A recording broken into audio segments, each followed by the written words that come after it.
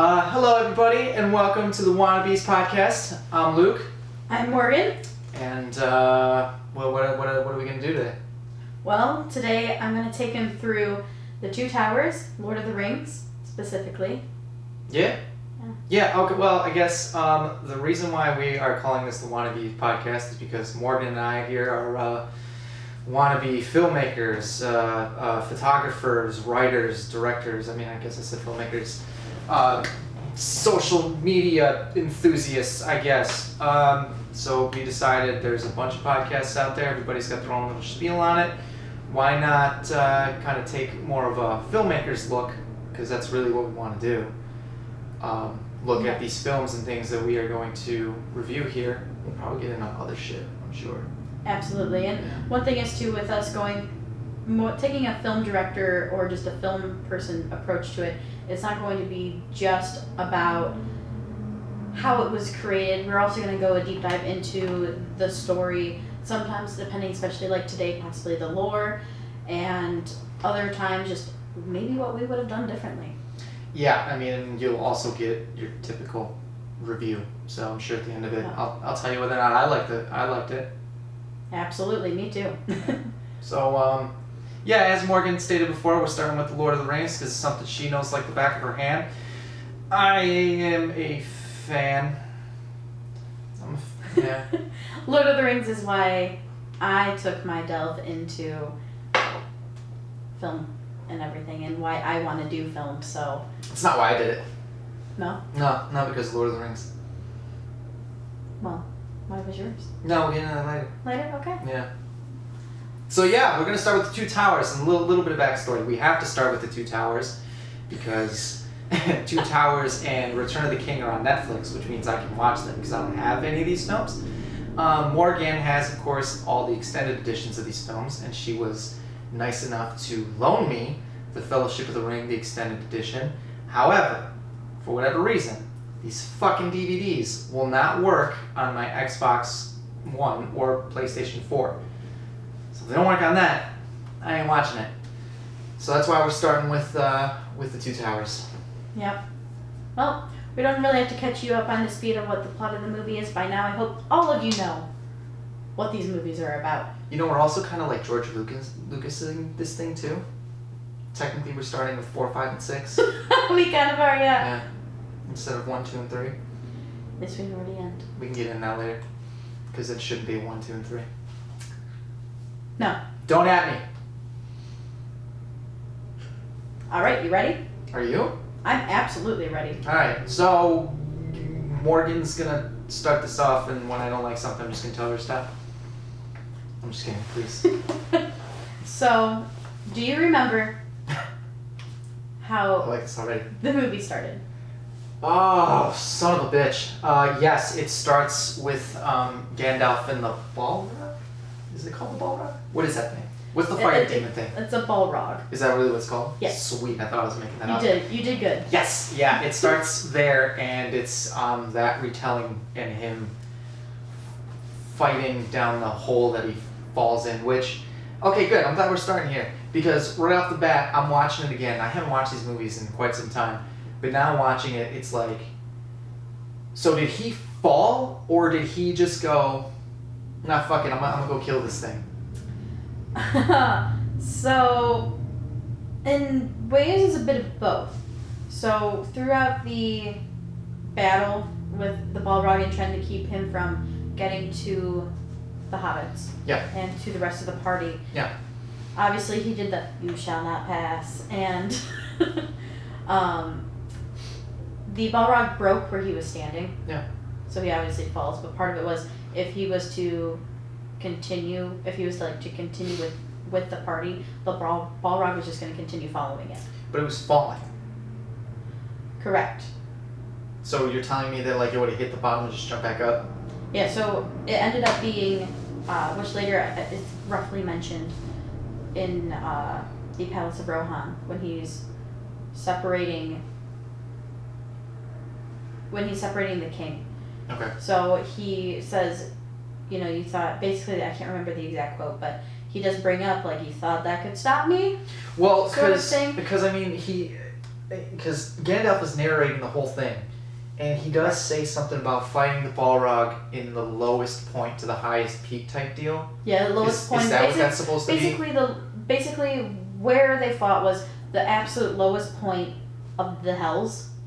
So but on the highest peak, that happened to be in the lowest point of the Hells. It was more of just talking about the environment and where they were at. All right, I get that. It was making a fancy storytelling. Is that like saying I'm gonna dig through the earth and end up in China type of deal? Kind of, or it's like, or kind of like I went to hell and back. Ah, okay. That's kind of like what that means. All right, because that confused me. And then so when Gandalf is hanging off the side of that fucking thing, and he tells them to go away, I'm just looking at it like, well.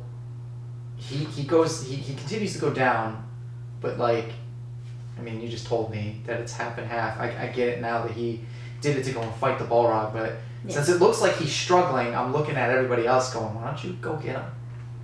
Yeah, so he is struggling, but and this is an ongoing theme, even if you go back to The Hobbit. Gandalf always leaves. Oh yeah. But the reasoning of leaving is usually for the betterment of the party. Yeah. And to keep them safe. Yeah. So that's what a form of this was. He was struggling to keep up because he wanted to have the high ground.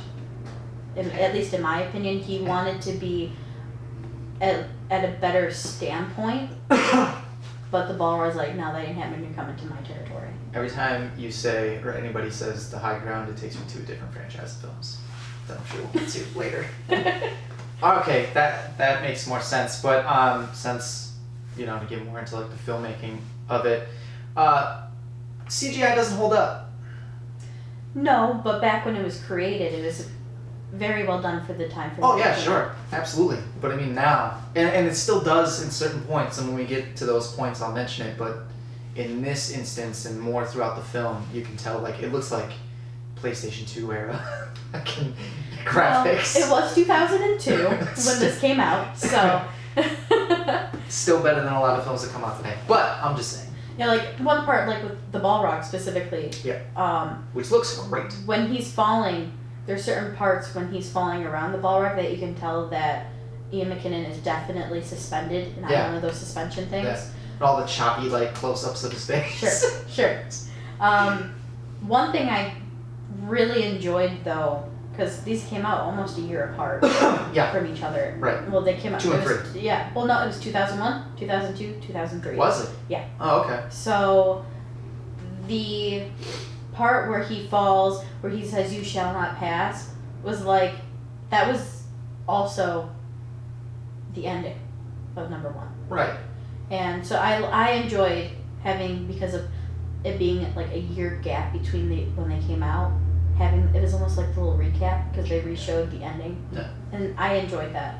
Personally. Yeah, I like stuff like that too. I mean, even though they were a year apart. Right. Memory usually doesn't have to wait too long on that, but they actually were doing at the time some filming for Fellowship. They were filming parts of Two Towers while they were still filming Fellowship. Yeah, I get that. Yeah, that's standard for big blockbusters now. Yeah. But back then it wasn't as typical. Right. So does he die? So at the end of that, is that him dying and coming back to life? Does he have a Jesus moment? Is he Jesus? Is he white British Jesus?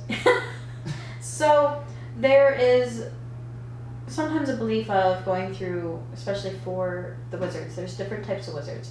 You have the blue wizards, which you never get to see in the films. But they're things. Yeah. So you have the blue wizards, you have the brown wizards, the gray, and then the white. White is top dog. Get it. So. Is blue F you? You suck? No. They all have their abilities and their strengths. Sure. It's just their strengths are unique. You meet the brown wizard in Radagast in The Hobbit, and you see how he's kind of dirty.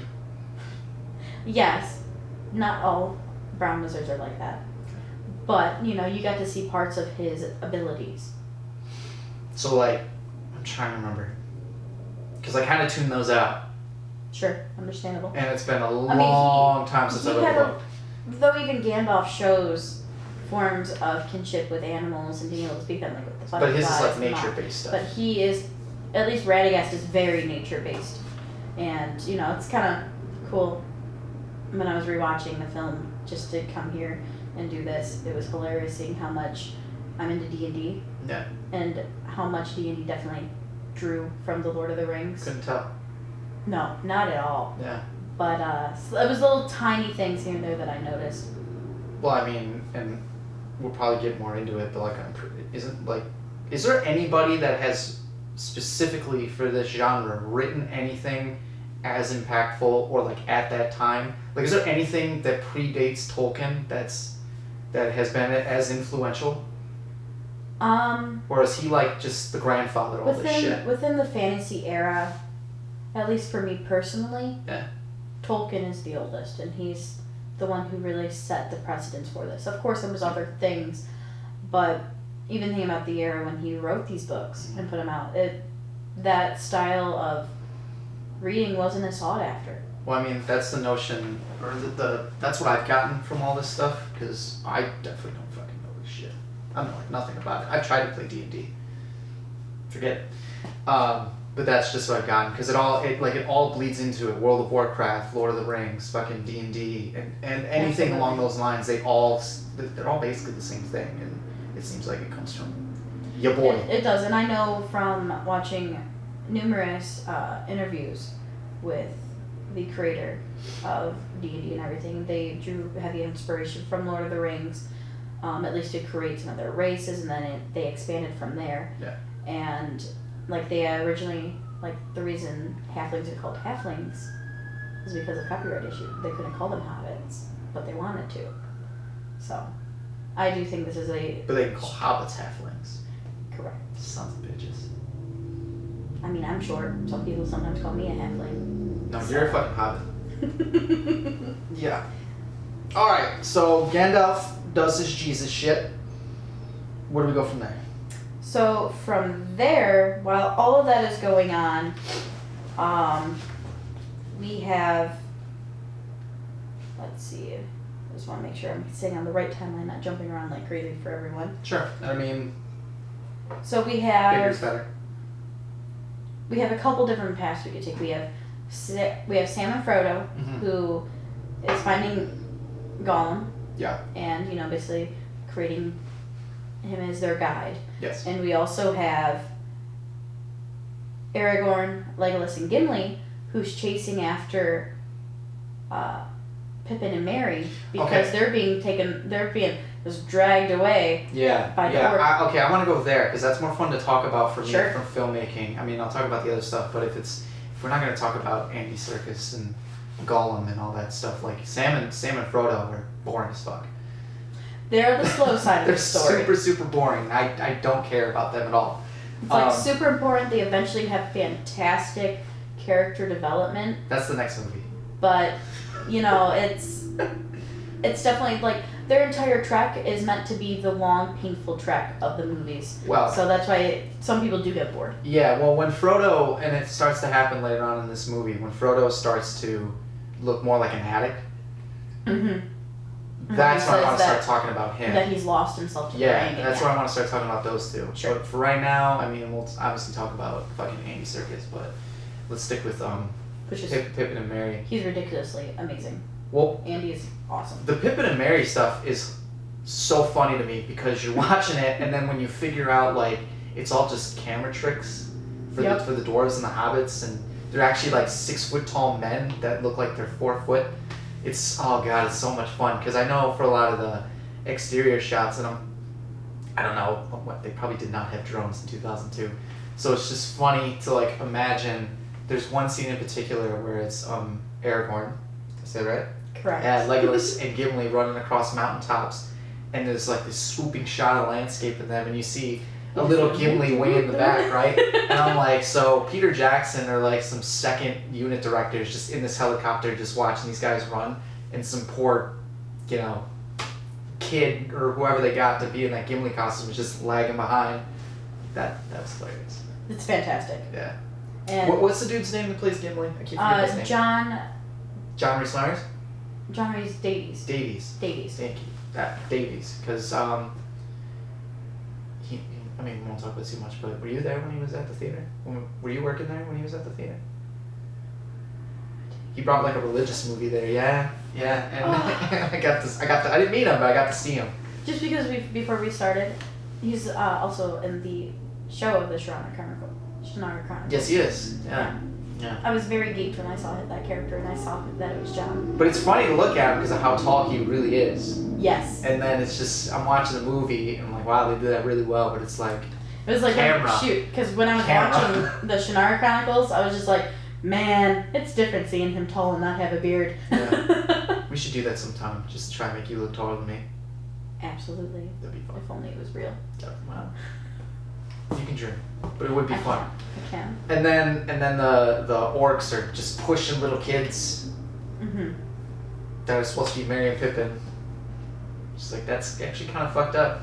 You shove that little kid to the ground. Yeah, well, one thing that was really great is they did, for all of the Lord of the Rings, they did relatively simplistic like graphics and CGI. Yeah. And usually not all of them obviously, but they had a huge cast just to be the orc and goblins. Yeah. It was insane. And then I don't know if you watched any of the like visual effects for like the makeup and everything and what they went through, but it's fantastic to watch. No, but I would like to, because so New Line is the production company, studio that put out these movies. Correct. Which is the home that Freddy Krueger built.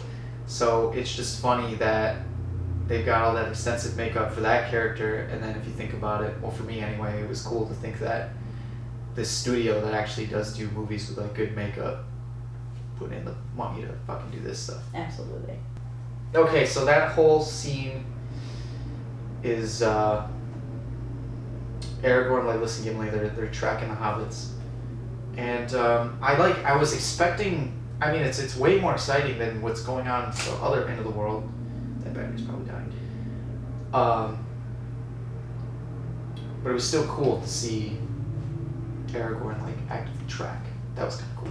Yes. So, just because you know how big of a D&D nerd I am. Yeah. Like the entire time he's tracking, I'm like, that boy just rolled a nat 20 on his survival check. Jesus Christ.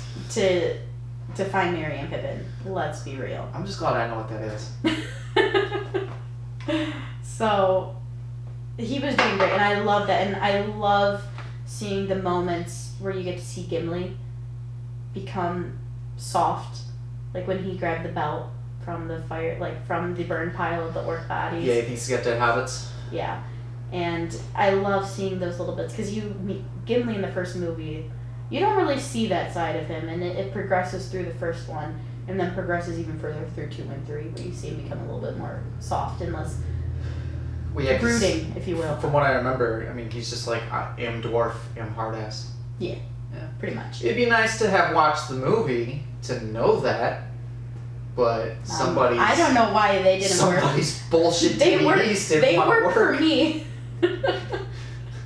Yeah, good, thank you. Extended edition, my ass. Sorry you missed out on some really funny scenes with Merry and Pippin. That sounds like it did, yeah. Actually, to be real, I don't fucking care about them. I don't. They're just kind of there. I don't know why. Yeah. They are the epitome of the comedy relief of the film. Yeah, but... And then you do have your little, like the competitions and the little things between Legolas and Gimli that also add into the comedy relief. But they are, story-wise, and from a film standpoint, the comedy of the movie. Which is fine, because it all works, but I mean, just for like, why they're there and stuff, and it's just like, and I mean, excuse me, I'm nitpicking, but everything that happens to Merry and Pippin in particular just kind of happens. You know? Yeah. There's no real rhyme or reason. It just like happens to them. I feel like that is because as characters and as personalities of their characters, they are the brewing chaos of the Shire. And they enter the real world, and now the chaos is finding them. Oh, they're just Murphy's Law in it out there? I think so. That's sometimes how I view their situations. I buy that. I buy that. I mean, like I said, it's just a nitpick, but they don't need to be there as well. Like, if they weren't in there at all, Sure. all the shit would still happen. So one thing There just wouldn't be as many side quests. One thing is with Merry and Pippin, Mm-hmm. specifically Pippin. He's Pippin of a Took. So Took is a family name. Mm-hmm. It's like his surname. He is the ancestor of a hobbit who was very adventurous, and that family is related to the Baggins. And like when you read The Hobbit, it's mentioned when they're going through the description and everything of the Hobbit through relatively, I think it's in the first chapter actually. They bring up I can't remember her first name, but it was one in the Took family. So what you're telling me is that we're following the wrong hobbits? Like the wrong hobbits got the ring? No. That's what it sounds like. I think the right people got what they got for the right reasons Mm-hmm. in the stage of story, like putting up the pillars of the story, getting to them, having the climaxes and the descents, and getting to where they ultimately wanted the story to be. Well, is there anything that you wanted more from this scene? I mean, I know you have the extended versions, but seeing as I watched the Netflix one and you have as well, is there anything that isn't in both versions, or would you have done anything differently with this in particular? Like with Merry and Pippin, or just the scene of him searching? I guess just with Merry and Pippin, because the scene with them searching is pretty good, but like... Right. So, Merry and Pippin, I will say the big parts for them that I love isn't until the third movie. That's where their heavy character development starts. Mm-hmm. And you see parts of it in the second one. Like when they, like specifically Merry. Yeah. When he starts standing up to the Ents and to Treebeard, like, you need to fight. And then when he asks him to go out of his way, when he's walking him back to the Shire, that's all stages of seeing where Pippin is becoming as a hobbit. Merry. Pippin is still, he follows Merry's lead, and like in the Return of the King, he ends up being forced away from Merry. Yeah, he gets shit to do too. Yeah, so it's just I enjoy the setup for both of those to happen. In terms of if I wish there was more, yes and no. I sometimes wish Pippin's character development would come a little sooner, or at least you would see hints of it a little more throughout the second movie. But the extended version gives me more to enjoy. Okay. Like, is it in the extended version? What you're looking for? Yes and no, not particularly, but there's a scene like near the end that isn't in the one that you saw, where they destroy Isengard with the Ents. It ends with them coming up basically and finding them, and they're smoking their pipes and eating their jerky. And you see Pippin kind of be more confident, and that Isn't that in number 3? and that does bleed into number 3 as well. Okay, sounds very familiar. Yeah, it does. You see hints of that in the extended version of it, and then it bleeds over into the third one. But this is good though. You're good with it? I'm good with it. Like I said, I wish there was a little more sturdiness, and I wish they weren't as, how do I want to put it, helpless in a way. You want to see them more helpless? No, I don't. Okay. Like I okay, enjoy what I see, but I'd like to see them less helpless. Well, we're on the same page then, because I mean that's like I said, because the stuff that happens to them in all the movies like is just cause. Like in the first movie, Pippin and Merry are being trained by Aragorn. Like he is teaching them relative, and parts of it is just it's funny, it's cute, but they are getting some form of training, though it's not conventional or super serious. They're at least getting something, and I wish you see them use that more in the second movie. You see it further in 3, but I don't know. That's something I'd like to see. Is just like they're running from the. Like that goblin that's trying to eat them. Yes. Eat their legs. Yes. Makes a great point, by the way. They need to be alive. They don't use their legs to be alive. True. Yeah. And then they just waste that random jobber of an orc. and then they eat that guy. Yeah. Ruthless. Which is entertaining. I enjoy the Oh, it was great. the constant like back and forth issues between orcs and goblins, because orcs find themselves superior and the goblins are like, fuck you. Quick side note is like just how violent this movie actually is. Wait, what's that? How violent the movie is. It's a PG-13 movie, but it's actually pretty fucking violent. Yeah. There's some shit in there. It's not as bad with like the spray of blood and gore, but that scene, I mean, you see an intestine get filled out. No, that shit's, it's legit. Yeah. He doesn't fuck around. He definitely toes that line for that PG-13 rating. Absolutely. After that, and then some other stuff that I'm sure we'll get to, I was like, man, this should have been R. I had fun with this. This was R. So next, we have, we do have them heading to Rohan. Okay, right, because Merry and Pippin go into the woods, the fucking thing follows them, they climb up Treebeard, because of course they do. Yeah. And this, okay, so this is what I'm talking about. Treebeard looks great when it's his face.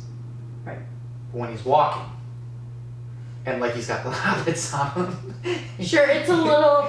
He looks terrible. It's a little choppy, for sure. He looks awful. But then sometimes you get the close-up of his feet with, like, the rooted feet, how they, like, expand out as if they're soft. And that's what I'm saying. Like how our feet are. All that, Looks when awesome. it's up close, it looks so good, which is why it kind of upsets me that when it's far away, it doesn't look as good. I mean, Sure. I get it, he's farther away, but you put so much detail into the close-ups, just give him a little more definition in the far away shots, and I feel like part of that was because when it's at a close-up, people naturally are looking closer at the little minute details. maybe, but I mean, it's not like he was so far away that it was like, oh, it doesn't matter. Like, Sure. he's still there, but yeah. You can tell they're just holding on to something and it's just moving, like it's a mechanism or something.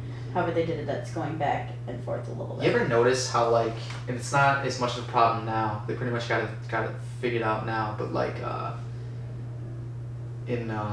especially around this time, for films when they use CGI and they do like a character model, the character gets a little buffer and like more rubbery. Yeah. Especially when they do something really fast, they just like don't move in a natural way. Absolutely. Oh, that shit makes me laugh. Because it happens to Merry and Pippin quite often when they're riding Treebeard, and then there's another scene that I don't want to jump ahead. Sure. So yeah, they're with. So do they? God, I'm trying to keep my thoughts consistent here. Do they have a discussion with Treebeard about how they're gonna go meet up with the other Emps, or do they just go do it? Pretty much they just go and do it. Okay, not just me. So that bugs me because like they're not even really talking. Treebeard's just kind of rambling and walking, and the hobbits are just kind of riding along, and then finally they meet up with the other Emps. So like, what even gives Treebeard the notion to do that in the first place? Like, why does that even happen? So if you remember when they end up showing the cut to the meeting between the ends, he says, "We came to a decision. We have decided you are not orcs." That's basically why they wanted, and which so also he just decided, I've got these two things. It might be orcs. I gotta go get everybody to fucking make this decision. Not necessarily. Parts to me sometimes wonder if that's Treebeard making a joke. Well, either way, hilarious. However, just one thing telling me, hey, we gotta go. Well, we gotta get everybody together to see Gandalf, if you're a fucking orc or not. He does say while they're walking that says, Gandalf, the White Wizard, told me to take you somewhere safe, so I'm taking you somewhere safe. Does he say that? Yeah. Okay, missed that part. He says that I'm taking you to. He says I'm taking you to my home. He's already in the forest. And then where he specifically and usually stays is on a different side of the forest. Is that where Isengard is? Closer to, Okay. yes. Alright. Because later on he says, how he used to come and walk through the woods and blah blah blah blah blah. But Right. Gandalf did tell him to take them somewhere safe. Okay. Because at that point, it's been a long time since I've read the books, but at that point we know that we have not that far later, about a day and a half, I think it is, from when they talked to the Riders of Rohan, and when they went and immediately started their search. There's about a day and a half from when they went in to when they got into the woods. Okay. And I don't know if Gandalf knew. I mean, wizards do wizardly things and can sense things and see things, so he could have just been like, alright, I'm gonna go see the others. Don't necessarily know why it's like, send these two off, but for the sake of the story and going and destroying Isengard, that's why. Yeah, okay. So, I'm just gonna say Christopher Lee, so I don't fuck up those two names. It's gonna be Fiery Eyeball and Christopher Lee. That's how we're gonna do this. So Christopher Lee is Saruman the White. I'm not doing it. Sauron is the bad guy. Yeah. Saruman is the White Wizard. They start out it's not happening. It's not happening. So Christopher Lee is a white wizard, correct? Correct. And this is knowledge. Like, everybody knows that. Yes. Okay, so that's why when Treebeard says the White Wizard is in the forest, basically. Yeah, that's why everyone's like, oh. Okay. Alright. I think I knew that when I was like this big, but somehow I can't really pick it up now. Sure. And I can't even say two fucking names. So it's Christopher Lee and Fiery Eyeball. Deal with it. Fucking deal with it. Alright. Okay, so then Aragorn, Legolas, and Gimli meet Gandalf now, who was Jesus. Sure. He was resurrected. What do you want me to say? He says he went into a path into the dark. He was taken over by darkness. Yeah, that's called dying. That could be construed into many different ways. It could be death, it could be a coma. So Jesus just had a coma? I'm not going into that. Have you seen Passage of the Christ? You think that was just a coma? No. I have, and no. That's also a different episode. I won't get into that right now. But there's a couple, sure, we can call it a resurrection. And that's most naturally what it is like. Yeah. So, yeah, he's now Gandalf the White. He, in the hilarious way, reveals that he's Gandalf the White. And at the same time, I'm like, come on, guys. Well, how do you not recognize Gandalf's voice? No. Because when he first starts talking, it's Christopher Lee's voice. He does sound different, yes. It is Christopher Lee's voice. He doesn't sound different. It's fucking Christopher Lee's voice. It's both their voices. That's the thing. If you listen closely, you actually hear both. No, I'm gonna fight with you on this. It's Christopher Lee's voice, then it's both, then it's Gandalf's. That could be it. No, that could be it. I'll have to, watch the scene. Yeah, because he's fucking with you. They know what they're doing. That's exactly what I would do. I watched it, I was like, oh, that's actually pretty genius. That's I never knew exactly that. what I would have done. I mean, I always figured, I never had an issue thinking, oh, it's Gandalf. But now that I actually, paid attention, I guess is a good way to put it, I was like, that's Christopher Lee's voice, and then it was their voice, and then it was fucking Ian McKellen's. Yeah. I need to call him Gandalf. He's not Ian McKellen, he's Gandalf. I can get that right.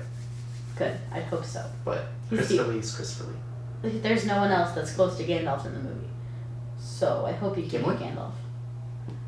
No, they sound... Gandalf, Gimli. They both have G's. They both have G's, but the rest of it is so different, I think you're fine. I'll find a way. Okay, yeah, so... Where are we at? So... Once they reunite with Gandalf, they head to the kingdom, to Rohan. Perfect. And this is where we meet one of my favorite actors on the fucking planet, Brad Dourif. Brad is awesome. Brad does God, he's so work. good. Oh, he's not in 3, is he? Is he in 3?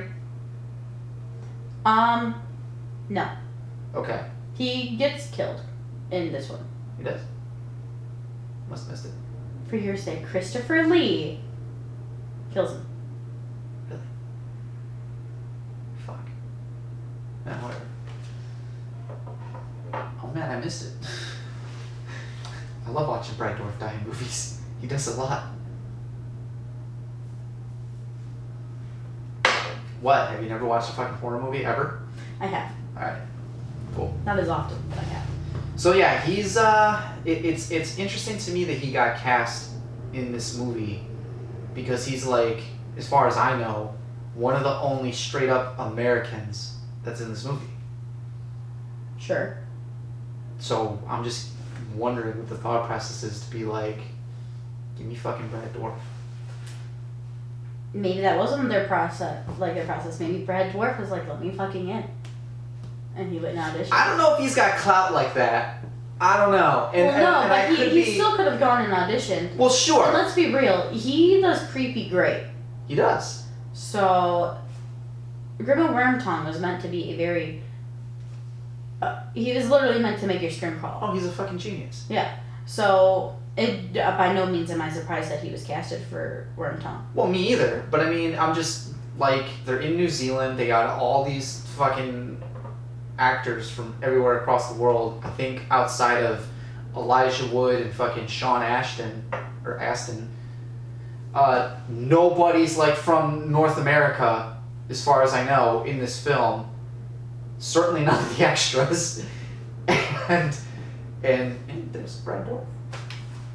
I mean, hey, maybe his agent told him. I'm not knocking it. I just want to know how. My best how that idea came is about. that the agent's like, hey, there's this thing that's going on.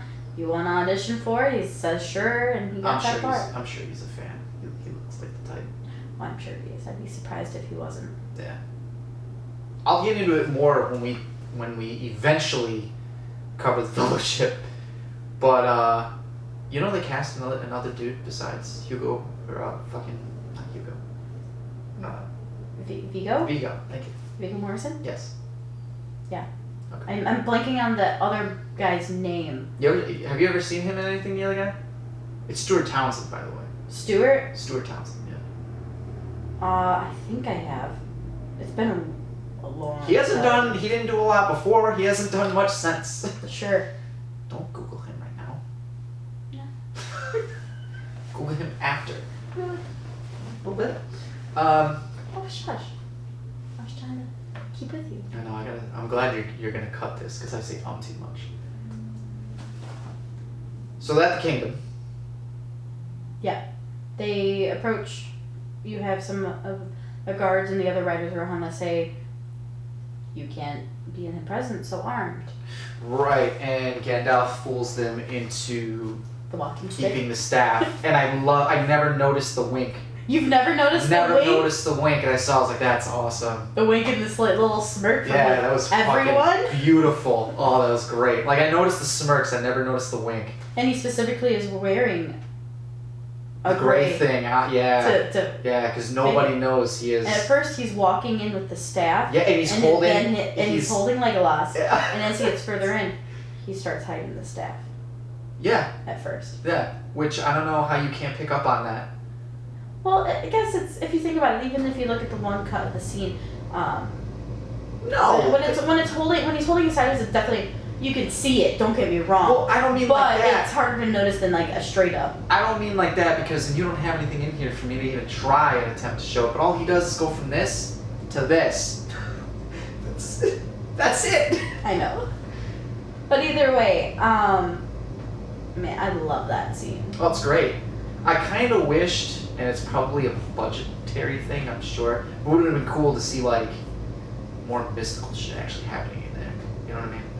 Sure. Some more effects in there just to show that there actually is like a powerful struggle there. Like I would have loved to have seen Christopher Lee's like essence actually leave instead of poke you in the head.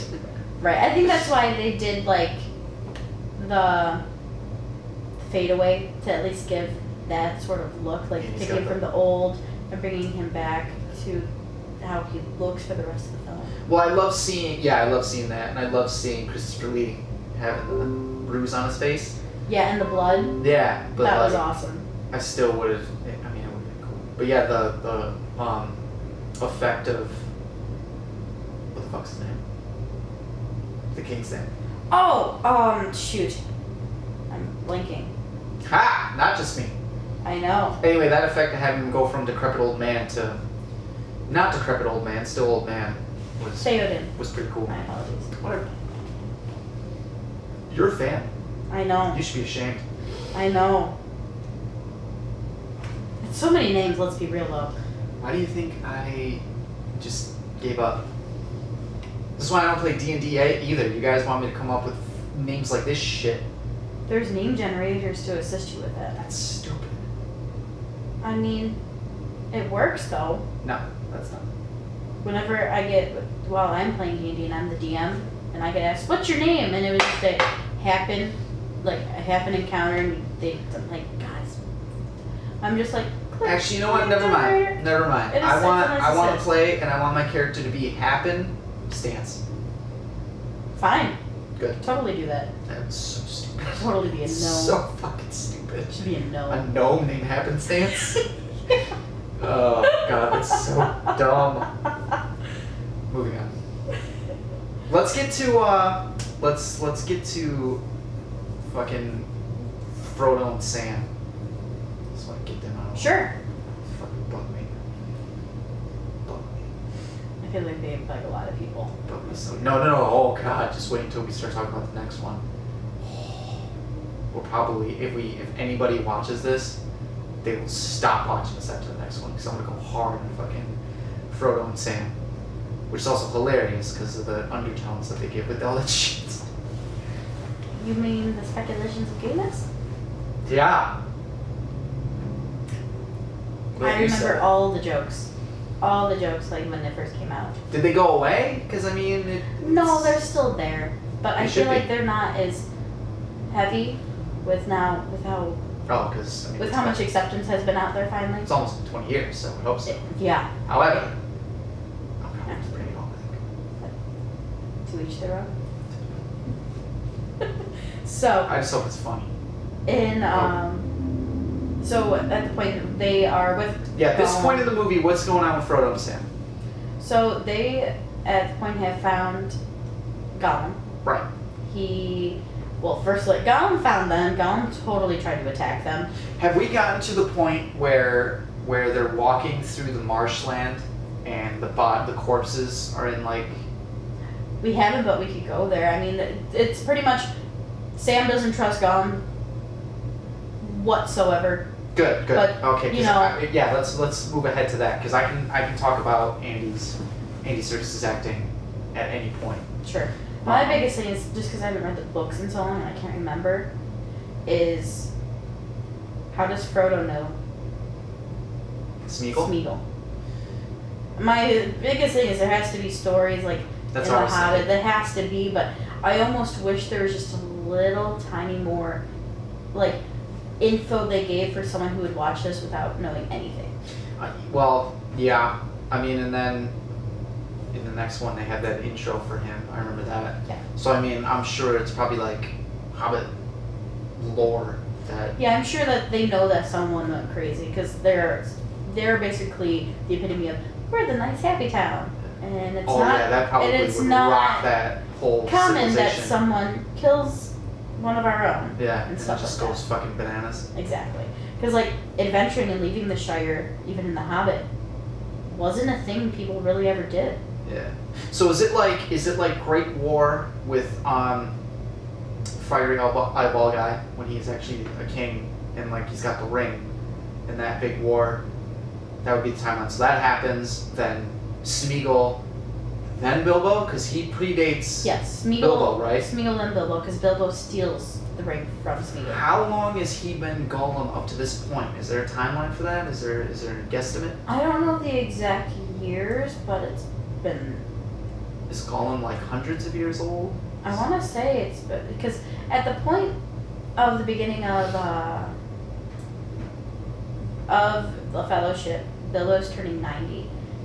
The only thing is I can't remember how young Bilbo was when he went out on the journey. Yeah, okay. But it's been a long time. Smeagol was before Bilbo. Yeah. So I would say he's definitely probably pushing 100 That's a good question. or ever a little older. Alright. Well, to get to where I wanted to go is I want to know, maybe this is in the book, but in the movie it looks like a terrible choice to have made because Gollum says, don't fuck with the corpses, right? Yeah, don't follow the lights. Right, and Frodo just falls in. Just falls right in. Right. So, as we know by now, Frodo is very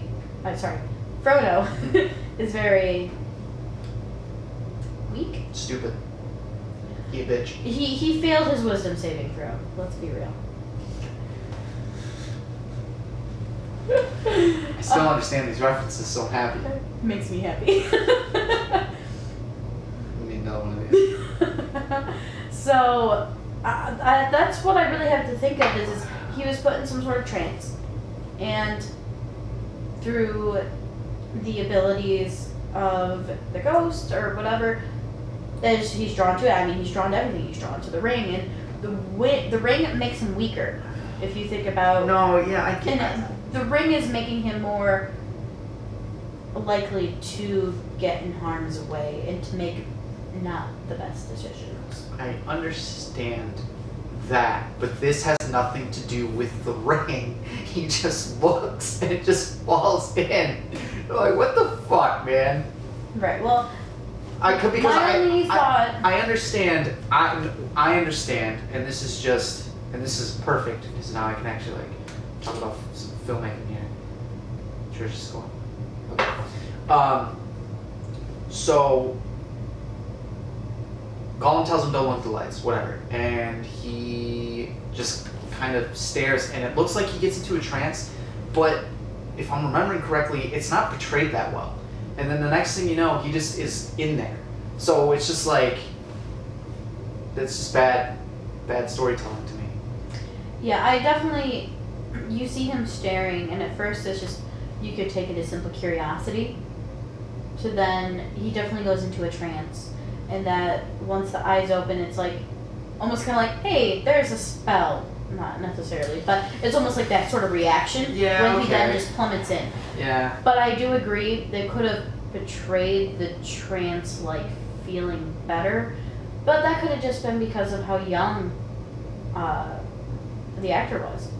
I understand. At that point. No, he was still very young in his acting career for Elijah. It's not Elijah Wood's fault at all. I don't put any of the onus on Elijah. I put onus on Peter Jackson, whoever filmed that shit that day, or whoever wrote it, because Gollum just goes, don't look, and he just looks and falls in. I mean, they say don't put on the ring, he puts on the ring. And, yeah, but that makes more sense because, especially later on in this movie, he actually is it's like an addiction, and he's struggling. He needs to fix and he flat out says, he's like, I think he might have said it before the bog, maybe, the marshes, that he says, it's weighing on me heavier and I feel it. Mm-hmm. And one thing is, not to keep bringing this back to D&D, but just because this is a huge example that I have. Great. It's a fantasy thing. Sponsored by D&D. I wish. So. Critical Role, eat your fucking heart out. Critical. Anyway. Don't help them. So, we have the ring. And in D&D Beyond, oh my god. Beyond? It's an app. Is it in the future? Is this like Batman Beyond? It's a great show, by the way. It is. You ever watch Spider-Man Unlimited? I have not. Good, terrible, but it's good in a wow kind of way. They just go balls to the fucking wall with that shit. Good to know. Yeah. Well, we have. Love it. You're just bring it back now. Yeah. So with D&D, you have cursed items. Yeah. And this is the epitome of a cursed item. The body? No, the ring. Right, but this has to do with the body, though. Right, but... Oh my god, get to your point.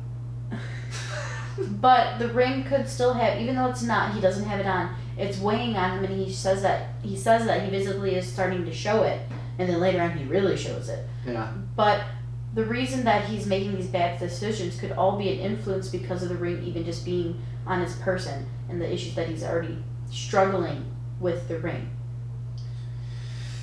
I mean, I'll buy it. It's just not done well. I mean, think about it. When all of a sudden the one of the 9 show up, when they're in the marsh, like that's on the Nazgul and everything. Is that a different one, or is that just the one?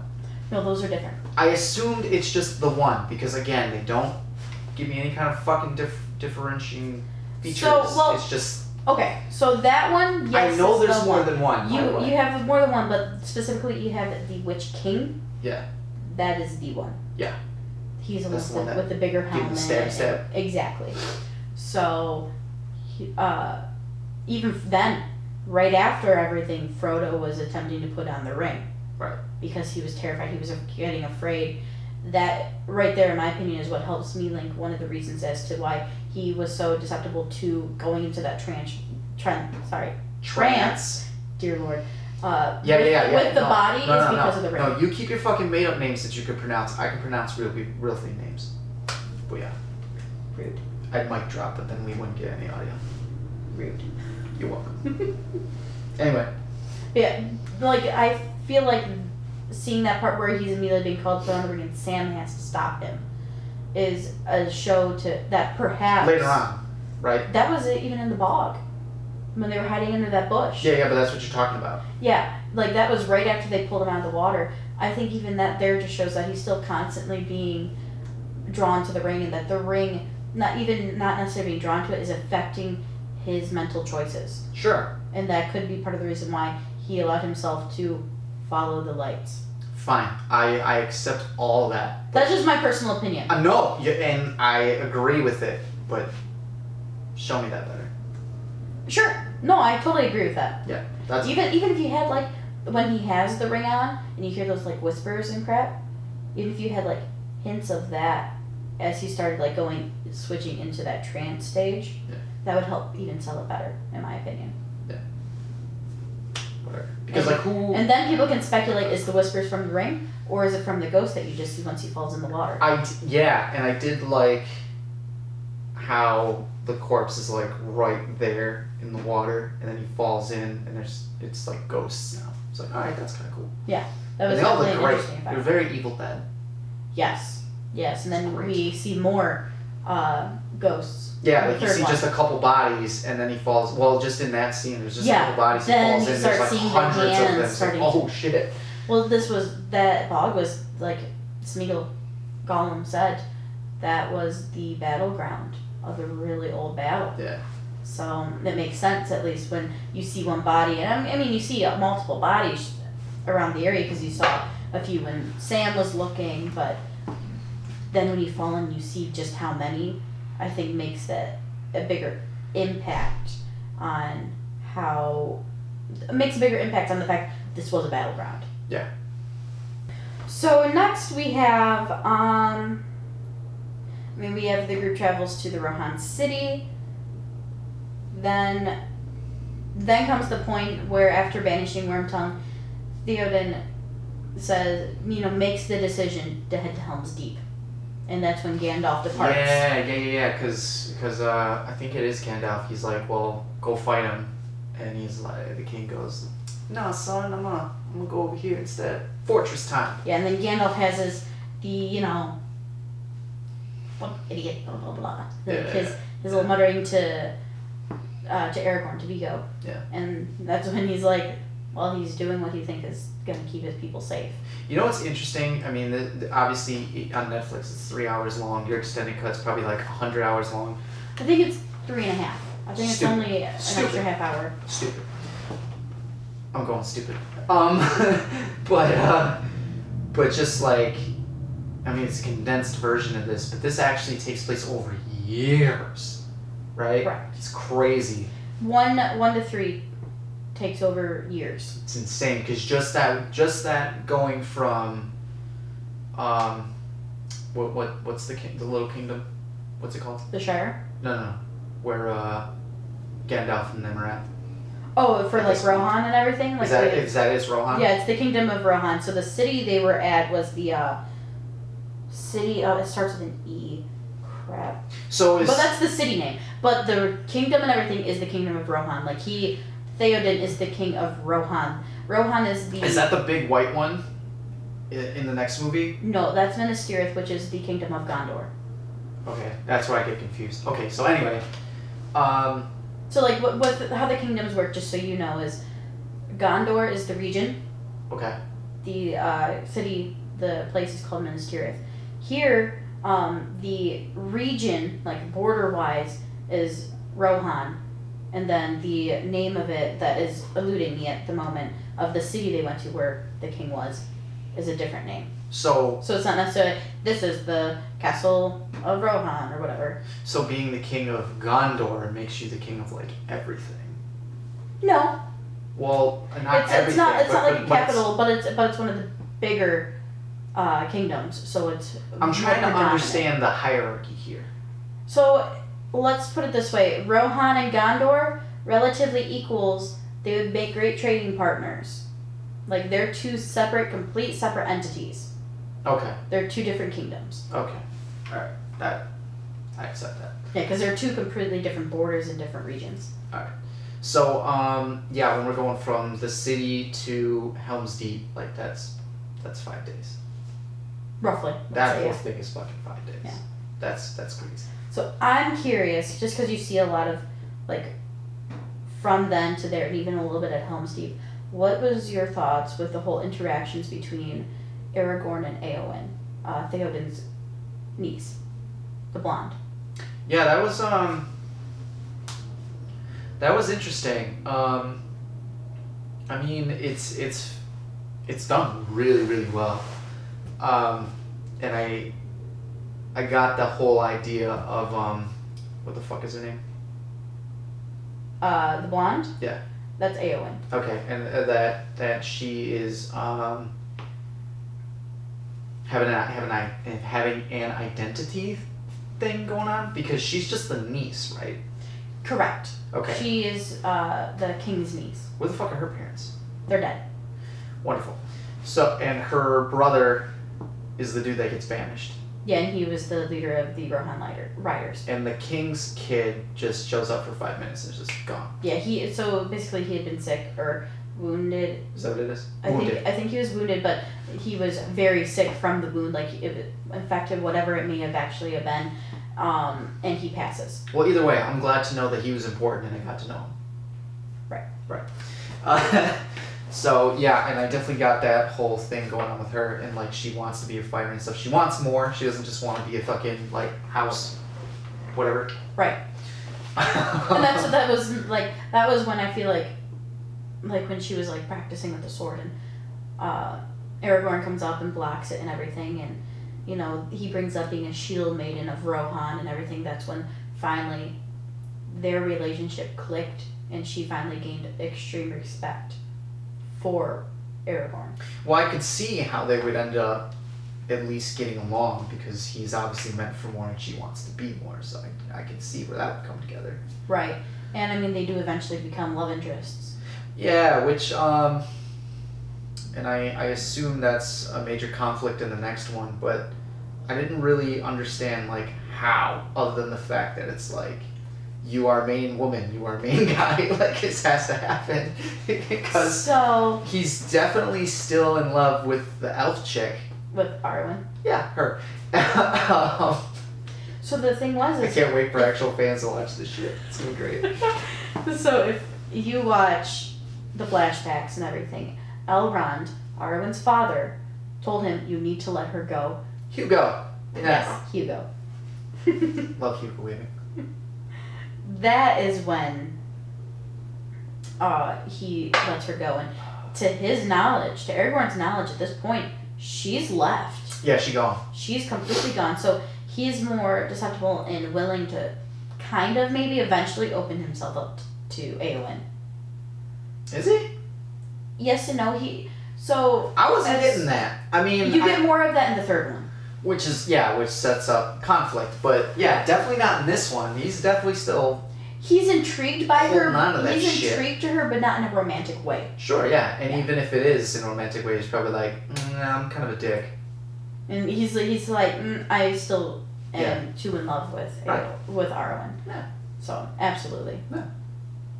So yeah, I was just curious what you thought of that, and from there is all that stuff is wonderful. I wouldn't change agree. anything I about love that. it. It's fucking it's on point. I watched that and I was like, oh, that's how you get a fucking Oscar for Best Director.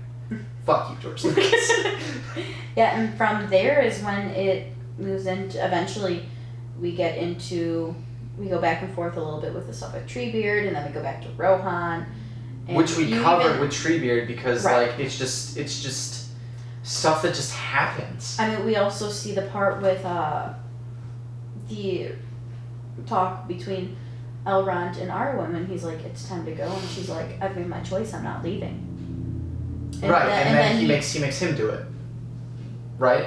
No, that was actually the time, like, she had been sitting around. Or is what you're talking about in the next movie? What do you think I'm talking about? I don't know. Start over. Start So, from the beginning. so when you I have, swear it's not the alcohol. so when you have the Elrond goes and speaks with Arwen, like when she's laying there in like the red and dark dress, he's like, it's time to go. That is that's real time. Okay. That's when he's saying like, it's time to leave. So does that bleed into then the next one, and then she turns around and shit? Yeah, that part's in the next one. We good. All right, I'm with you now. So it goes from that and then back to Rohan to Helm's Deep, and they're preparing to actually fight. So next is when we go to Helm's Deep, and they're preparing for the battle. Yeah. There's a lot of slow motion in this particular part of the film. Absolutely. I don't like it. I will say though, for this part of the film, I get so giddy because I love the battle and just certain things that are done and that are said. Oh, we're Makes gonna me get to that. Yeah. Do you want to get to that? Because nothing really. From where we were and just now, it's some stuff with Frodo, which at that point, Like he's getting ready to do his mad dash through the gate. Yeah. Because he's stupid. Yeah, I think that's where they're at that time. Yeah. That time point is where they're gonna run, and he's like, no, and then Sam falls, and he has to go cover himself up with the cloak. Because they're both stupid. So, I mean, With these weird human characters that I don't think we see ever again. Or are those supposed to be the guys that have the Oliphants? Just clearly they're farther ahead than everybody else. I don't think those ones are looking like from the armors and everything. I think they're two separate armies, but I think that's just in addition to the army that was supposed to come later. Great, so it's guys that I never see again. I think so. Wonderful. While they were seeing the elephants walk by, where Faramir? Faramir? Is that his name? no, it's Faramir. Faramir? Hold on, double Is it a T or is it an F? It's a T, so it's Faramir. I said fair, Faramir? I think it's Faramir. but it's an F. Yeah, it's Far. It's Okay. F. Faramir. Faramir. Because it's F-A-R-A. Yeah. I like that guy. I like the character and the actor. Absolutely, me too. Yeah. He needs to do more shit. So we have that part. Well, that'll go into Andy Serkis. So yeah, let's do that, and then let's finish with the fucking battle. Because that Sounds shit good. lasts forever. I mean, because that's basically where it ends. Is we have the battle, and then we have the two battles that happen. We have the Isengard battle with the tree ents, and then we have the big Helm's Deep. Okay. So, I'm following your lead. okay. You're leading me through this forest, Not pun intended, of Not Lord of the right. Rings, the Two Towers. originally anticipated. You leading me? Uh-huh. Just wait. Once we finally cover some other shit. Alright, you ready? Yeah. So, No. at this point, we have the big separation from Smeagol, from Gollum, where you have some fighters from Gondor. So you have Faramir. Right, because they watch the army come, they see the Oliphants, and Gollum just kind of fucks up. Yeah, he was saying, we gotta leave. Yeah, Let's he go. literally just fucks and up. just whoop, he's gone. He is gone. Because I remember watching it thinking, okay, and then like in this next scene, Frodo and Sam bump into them and they have Gollum like struggling and stuff. No, that's actually much later. Yeah. Gollum just fucked off. Yeah, Gollum's literally like, fuck this shit, I'm out. Well, okay, so because that's when they meet Faramir. Did I get it? Yeah. Oh. It's especially between both ways of how to say it. I'm just saying, every time I say a name right, I want like a ding right here. Yay! Something, just literally like right here. It'd be great. So they meet those guys, and so now, why do they get captured though? I'm confused on that. How do they go from, because they're like nobodies? How do they end up actually getting captured? So, the Faramir and his men believe that they are orc Uruk-hai spies. So yeah, it's the same issue with like marrying Pippin back with Treebeard. Yeah, because it's just, well, no, that's... Well, kind of, but you know how we mistaken them for orcs? Yes, Now you're spies for the orcs. But I understand these tree creatures getting that wrong. I don't understand these humans getting that wrong. And by the way, so when they're filming the scenes, and it's clearly the actors that are Pippin and Merry, and like the guys behind them have their hands on them, but they're like way up here. Like, are we? My thought is, because you never see their faces, so my thought is like, say it's me in a costume, maybe like on like some platforms or something, and then like I got just like a dummy head on top of me, and they just have me out like this. Because even when they're walking, and they still have their hands on, they're just kind of like this, like Frankenstein's monster. Well, they have a bunch. Firstly, they have a bunch of prosthetics on. Yeah. So those are already weighing them down, and sometimes prosthetics is not the most comfortable thing to move in, especially prosthetics back then. And then also, Peter Jackson put them in real armor. No, I understand that. So, I'm just trying to think of how he got that illusion to come off as well as it did, because we've already established that like low angle to show that you're taller, and then high angle to show that you're smaller. But in these scenes in particular, it is those actors. If they're not on their knees, they're standing up, and like it's just guys with their hands on. I do believe in some parts though they utilize CGI to make them smaller. That's some good fucking CGI. That's some good CGI. If that's the case, because I mean, I want to be right on this, because I just want to have like a guy like me just standing there, just with like a dummy thing to make me look taller. I mean, that could totally be it. Because you never see their face, ever. So I'm like, that's a dummy head. That's gotta be a dummy head. Or they just find like the world's tallest giants. Question: how do you not know this? Because you have the extended editions. Doesn't it have all the fucking behind the scenes shit on it? Mm-hmm. How do you not know? Because it's been a long time since I've watched them. You're supposed to be a fan. I know. Alright. I'm gonna keep this up. I'm gonna have your fucking Lord of the Rings fan card pulled.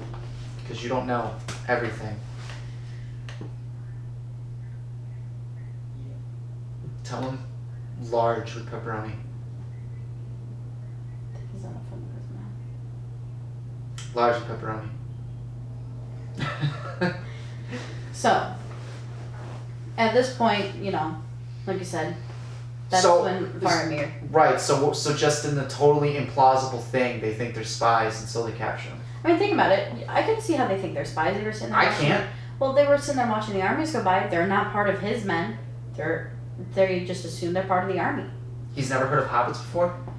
Hobbits in the Shire is really far away. Sure. At this point, so it is feasible, and Shire folk are very much keep to themselves and keep to their tiny little Shire. So I totally understand that could possibly be that he just has never seen one. I'm still not buying it. Know. I'm still not buying it just on the fact that these are like 4-foot creatures that look nothing like orcs, with gigantic. Well, think about hairy feet. The guy riding the elephant did not look like an orc. Well, those are actual humans, aren't they? Mhm. Okay. But I'm just saying, like, there's parts of the armies that are not just orcs. I understand that. So maybe that's how. Evil guys look evil because they are evil. Hobbit is hobbit because hobbit. That makes them the best spy. They look normal. No, you're not gonna. No. No, I'll accept it for the movie, but it's just like they've been through all these things, and they probably have come across spies. I have no doubt that they've come across spies in their battles, because they've probably been out there for, like, ever. Sure. Especially since they talk about, like, his dad and shit, and then you meet the dad, and he is a piece of shit. Oh, yeah. So Faramir and Boromir are probably just, like, trying to get as far away as possible for, like, as long as they can until they have, like, that super reason to come back and get dad's, you know, love and affection. So Faramir probably doesn't want to be anywhere near his dad, so he's probably looking for excuses to be out there. You've come across spies. You know what they look like. That looks like a spy to you? Fuck you, man. No, it's because plot needs to plot. Exactly. And I understand that, but still. And then he goes, oh yeah, but good thing I did this, because now you have the ring. Fuck you, man. So, what was your thoughts about the entire interaction with Faramir and his men leading up to the trickery way of, oh, someone's in the pool, you know?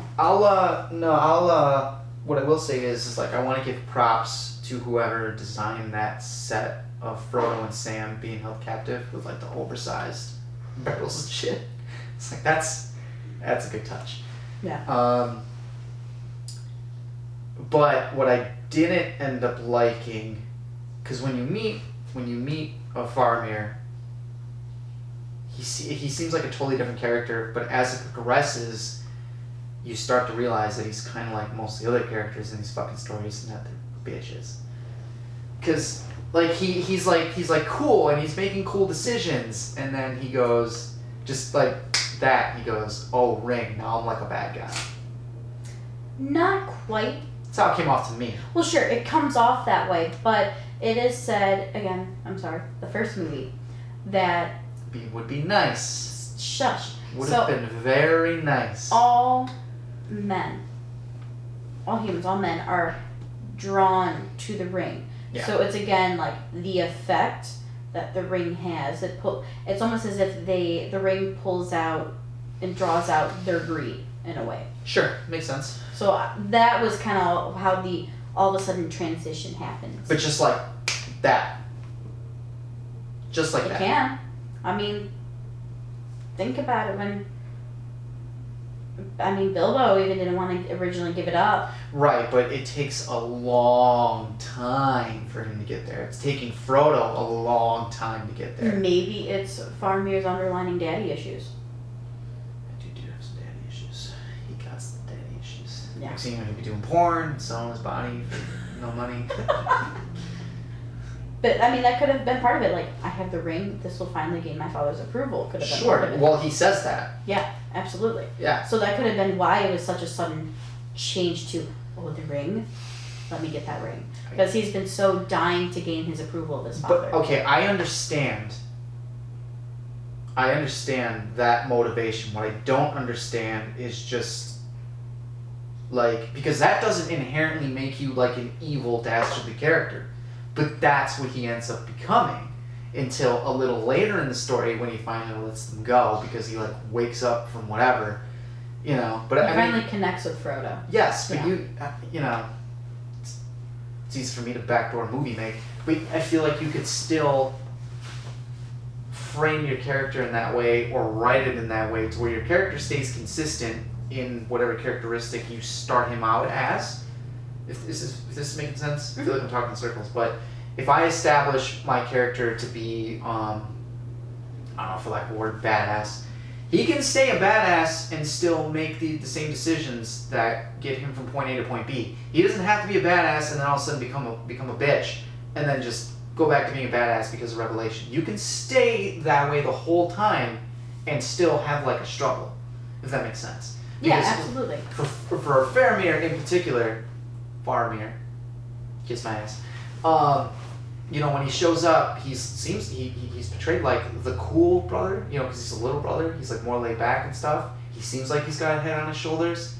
But as soon as the ring comes into play, he just like turns evil. It ain't even like, hey, we have this weapon. Like strategically, it would make sense. He just like turns into just evil. It seems like because he's got the look and everything. Sure.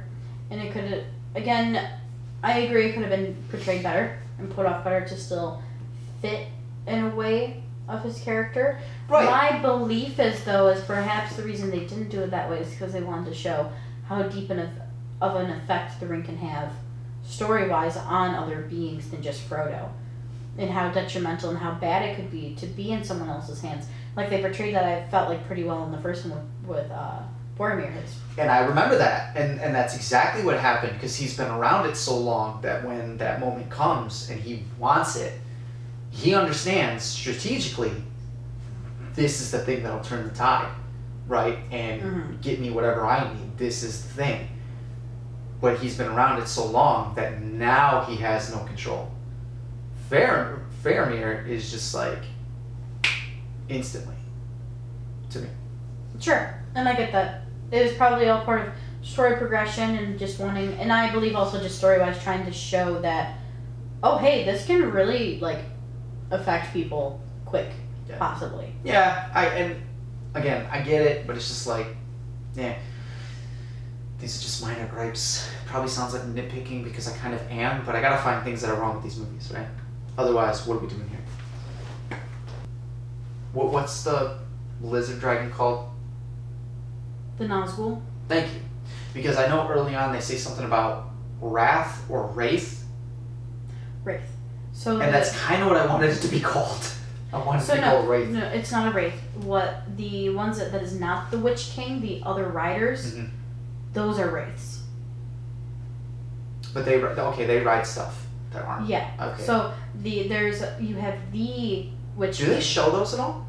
Yeah, you see them predominantly in the first one, like when they're chasing him onto the water. I don't know if you remember that through the town when he first gets stabbed and wounded.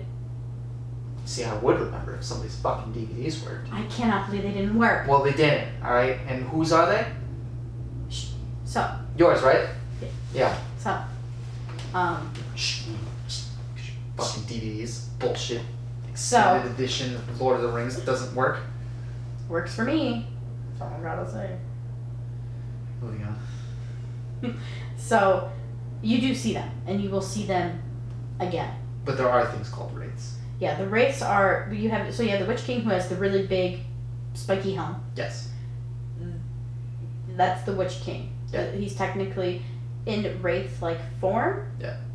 Because he did technically die. Yeah. The others around him, though, the other ones you do see, and you do also see them flying Nazguls. Those are also wraiths. Those are the wraiths they speak of. Alright. Got it. Yeah. So that shows up, and there's a battle, and there's just God, I probably don't understand this story enough, because I wouldn't do this. Why the fuck does Frodo have to go out into the middle and look at the thing that's trying to kill him to be like? So. I hope that's on camera well. I really hope so. So, that is because the ring and the Witch King are bound. Why? Because he's the creator. He's the original wielder. Of the ring? Yes. I thought it was Fiery Eyeball Guy. That's another essence of him. So. Is that explained in the movies? I feel like in the third one, when you see what happens with the ring, like, parts of it, yes. Okay. Anyway. I'll buy it for now. You get to so at that point is, they can find the ring easier if the ring is worn. Yeah, I get that. But at the same time, the ring longs for its true master, so it basically puts Frodo in another trance to go out there, put it on, make him easy picking. But he's right there. He's right there. No one's around him. No one's backing him up. It's just they're literally face to face. I believe it's also foreshadowing to the fact that later, like in the third one, that he tells Sam to go home, and that he ends up feeling like he has to do it alone. I feel like that may also be parts of foreshadowing to that point. I think you're stretching on that one. No, it could be. That's just a theory. Okay. It's not anything thing that I necessarily believe, but it could be. I'm gonna let you have it, but you're wrong. Which one? Yours? Okay, mine's gonna go see too. But yeah, I'm gonna let you have it, but you're wrong. Yeah, I just don't understand. It just doesn't make any fucking sense. Because it's been a while since I've seen the first one, but I know for a fact in the first one when he puts the ring on, it's to hide. Makes total sense. Right. Doesn't work, but it makes total sense. Now, not only is he not trying to hide, he's going right up to the enemy and being like, hey, look what I can do. Right. Fuck you. Fuck you and the horse you rode it on. That's so stupid. Who made these things? The rings? No, the movies. I'm taking back his Oscar. Okay. Fucking stupid. It's so stupid. So yeah, we have that point, and that is when Faramir, at the end of it and everything, Yeah. is when he's like, I feel like we finally understand each other for a Well, while. yeah, and he's probably realized, oh shit, this definitely doesn't need to be here because it's the bat signal. Well, look what it brings. Yeah. Hello. Yeah. So. And then Sam goes in there and fucking tackles Frodo. It's a nice open field tackle, by the way. Yeah. Not bad. Not too shabby. Good job. It's because he played Sure. Rudy. Yeah, I was thinking the same thing. That's fantastic. But and that's at the point where even his kin, like his men, is like, you do this. You know your father's rules. And he's like, Yeah, I but at like the this same forfeit. time, he'd just be like, did you not see what the fuck just happened? You want that to happen yeah, see again? that was me. Like, so think about it. Like, we all know that Faramir in the third one is about to be burned alive by his father and everything. That's a different battle, right? Yes. Okay. Yes. So that, in my belief, this is where I feel like it's not a stretch to say him saying my life is forfeit is the foreshadowing to that. Well, actually, good thing you mentioned that because way to bring up a plot point that doesn't come up in the next one. I mean, if you want to make that connection, fine, but his dad doesn't know that. Correct. I like to believe that maybe his men were like, yeah, it's probably a good thing. You know, even though he's like, you know your father's rules, like, my dad ain't gonna know if you don't tell him. That's like immediately what I'm thinking, like. Yeah. We'll get to that. Yeah. So. What did you ask me though originally about the setup you wanted? What did you want me to do? For guy there. For Gandalf or for Smeagol? Smeagol. Oh, I was wondering, like, what were your thoughts on the, let's say, the portrayal and the acting of Smeagol?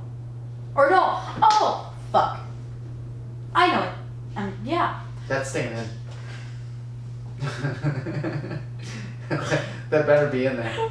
Rewinding back Yeah. to a little ways before this is, what did you think about Faramir's decision to sneakily be like, come with me, I gotta show you something, and then there's Smeagol down below fishing and beating the hell out of a fish on a rock. Oh, that's great. Yeah. Yeah, well, rewind a little bit more. So, like, when they initially get captured and he mentions, like, there was a third guy here, looks a little shady, what do you know about this? And they go, yeah, we don't know. I mean, obviously... Yeah, that was like, come on, guys, that's a stretch. Yeah, obviously, Faramir's like, yeah, they're full of shit. And that's a nice way to catch him in the act, you know? What I wasn't expecting, though... okay, so here's another weird fucking decision-making thing that I don't understand. So Frodo goes down to get Gollum. Mm-hmm. And the whole time he's doing it like a guy that's hiding something. So even though this ambush on Gollum is supposed to be completely out of nowhere, like Frodo's not supposed to have any idea that this is actually happening, he's doing this like he knows Gollum's going to get ambushed. Well, I think that, you know, in the sense of even just the trickery of, like, having the guy with the bow, maybe Frodo felt defensive in that way, like, I need to try to protect Smeagol, and he also knows that Smeagol will more than likely run, and things will not turn out well for Frodo, for Smeagol or Gollum at that point. You know, that's just a thought. Yeah, it's not a bad one, but it's this problem that I have with movies and TV shows and other things. Whenever they try to do conflict, Mm-hmm. and it's like I was saying earlier, and this is a better example for me to talk that through, is you can still get to the conflict without having your characters do dumb shit. So at this point, we have the two final battles. We have the Battle of Isengard and the Battle of Helm's Deep. Yeah, but the Battle of Isengard is like... It's quick. It's OP trees just wrecking shit. Absolutely. With terrible CGI. Who doesn't like OP trees wrecking shit? I don't like bad CGI.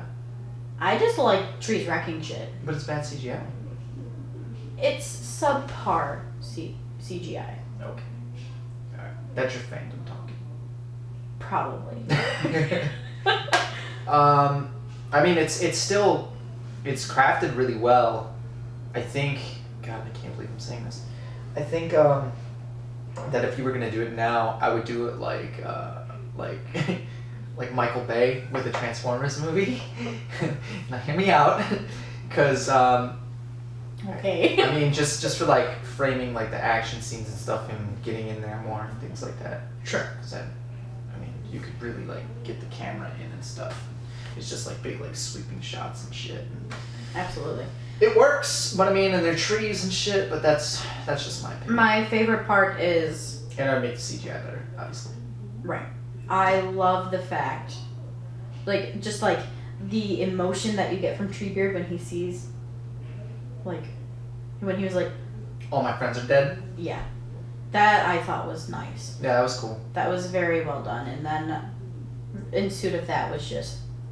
And he lets out the big scream that summons all the trees. Yeah. And you're like, I know you said there wasn't a lot of you left, but a lot of you turned out. Yeah, that's not a lot. Alright, dude. Now I want to know what your numbers used to be like. Right. I'm just wondering, like, was that yell like the battle horn to bring everybody Oh, in? yeah. Or was everybody headed there anyway? No, that was the battle horn. Okay. 100%. Let's be real. That was good. And then, more on the comedic side is just when they released the dam and the water came in, you had the one tree that that got caught on fire. Yeah, He yeah, was yeah. like, Yeah. He's like, now I'm out. Yep. Yeah. No deaths of major characters in this film. No. No. Can't even just sacrifice one tree. Nope. He's gone. No tree death. It wouldn't have been like a big deal though, because we don't actually know his name. No, I know, but still, it was just funny that like just a throwaway tree gets this cool little comedic moment. I mean, let's be real. Boromir died. There's at least some people who do die. Yeah, in the last one. Yeah. Way to spoil it. I haven't even watched it. Oh my god, you said you remembered that. And they literally say it when they're... And it's not like I'm gonna get to be able to watch it because somebody's DVDs blow. So, next we have... Yeah. The next thing we have to talk about is the big Battle of Helm's Deep.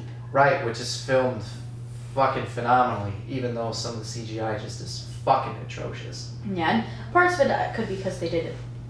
They did the basic CGI. They didn't try to go all out. No, you already said this. I'm just nitpicking. Which I'm happy. Honestly, I'm happy they didn't go all out though. Are you kidding? I mean, Shit went all out. Well, Sweet. I'm just happy with the fact that they still made such great, amazing, like iconic movies out of the CGI that they used. Yeah. Like that's a feat Yeah. in the film industry for sure. Yes. So, what did you and did you not like about the Battle of Helm's Deep, aside from just the CGI? I think the only things that I didn't like were just some of the cuts, and they just kind of like, the transitions in between we're in this spot now and in this spot weren't that great. Sure. Oh god, now I'm trying to think. Who's the elf that actually like gets lines when the archers show up? Oh yeah, that is. Oh gosh, I should know his name. Oh crap. You just watched this today. I know. You're a fucking fan. I'm gonna keep saying That is. your DVDs suck and you're letting your fandom down. He was played by Craig Parker, so he was. I'm gonna butcher this because I can't remember the pronunciation. Haldir. Haldir. Haldir. Whatever, elf guy. Craig Parker. Elf guy. That's the only thing I didn't like is because he shows up and like I see everybody's got a relationship with each other. I'm like, yeah, okay, cool, yay. And then he just gets annihilated. Yeah. So. But like, well, the only thing that sucks about that, and I think this isn't the only move that do it, and there might even be some other moments within this series where they do that too. See, someone died. No, it's not that. It's here's this character that you just met, and they get like this long, slow motion, sad, epic death music playing. Like this is supposed to matter, but it doesn't because I just met you 5 minutes ago. But it does matter. Hear me out. To the characters, it matters. No, to me, it does not. Story-wise, it also matters though. Okay, I'm so listening. when he approaches, you know, we just saw all like the things of Elrond and Galadriel speaking, Yeah. you know, mentally. Uh-huh. She's like, are we going to leave? Are we going to let them, you know, are we going to assist them? Yeah. So all of a sudden, these elves show up and they are from Elrond, you know, and at that point he has this spiel and he says elves are happy to fight alongside men again. And in turn, at the point of his death, that also means elves are happy to die alongside men again. If you get, I just kind of get more of a symbolic sort of thing from the death than like, you know, kind of like, okay, they haven't fought together in a long time. Now they're here, and I feel like the fact that they were fighting together and they, you know, blood was shed from the humans and the elves, that it was just a symbolic death in that reasoning. Fine, but I mean, I still have no emotional attachment to this character. Sure. You don't get as emotional as easily as I do. No, and it's not even just that, because depending on what we're talking about, what movie, I will get emotional. No, it's just that he literally just shows up. He's clearly supposed to be important, especially to Legolas and Aragorn. Mm-hmm. But I don't know that. And besides them hugging, and I can see that that they mean something to each other, I don't know. They don't tell me. I don't know who the fuck this dude is. Great, I'm glad you guys know who this character is and you care. And I believe that's probably where the books make up for that lack in the movie. Right, but this is a movie. Right. I get that. But it's already a 3-hour-long movie. I understand, but but in that limited time, because from this point to his death, in here, he's not there. Like you know what I mean? They don't show him, and I'm talking about Elf Guy. They don't show him too much. In fact, you might not even see him at all. He shows up, you don't see him, and then he shows up. He's fighting the orcs, and he dies. You see a couple of times of him up with the archers. Great, and it's in this area right here where you have all the time in the world to let me know why he's important. And it can be brief. Super brief. I don't need much. I just need like, hey, it's you, guy, that I fought with over here, and yada yada. Other people could say, though, that seeing Aragorn's response and then ensue Legolas's to his arrival could be that thing of showing why he was so important.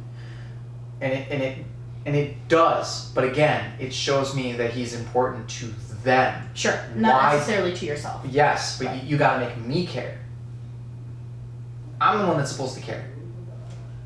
But as a filmmaker, that's exactly why I'm the one that's supposed to care.